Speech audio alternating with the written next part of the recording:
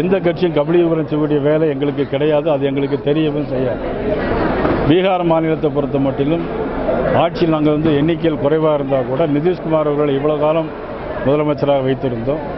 இன்றைக்கு காலகட்டம் மாறும்போது அவருடைய மகன் இன்றைக்கு துணை முதலமைச்சராக வந்திருக்கிறார். ஆக அது எந்த விதமான கபலீகரமும் இல்லை. இவர் அதை பற்றி கவலைப்பட வேண்டிய அவசியமும் இல்லை என்பதை தெரிவித்துள்ளார்.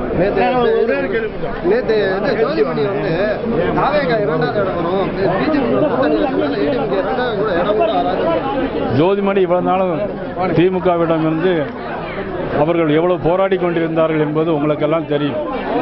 எந்த கட்சி எந்த இடம் வரும் என்பதை தமிழக மக்கள் தான் முடிவு செய்ய வேண்டுமே தவிர ஒரு மனிதன் யாரும் முடிவு செய்ய முடியாது. இது தமிழக மக்கள் தேர்தலில் பிரதிபலிப்பார்கள்.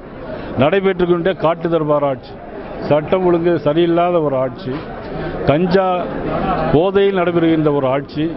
இந்த ஆட்சி சட்டம் ஒழுங்கு சரியில்லை, காவல்துறை கட்டுப்பாட்டிற்குள் இல்லை, முதலமைச்சர் எதையும் கண்டுகொள்ளவில்லை. ஆனால் மக்கள் மனதில் இனிமேல் இவர்களுக்கு இடமும் இல்லை.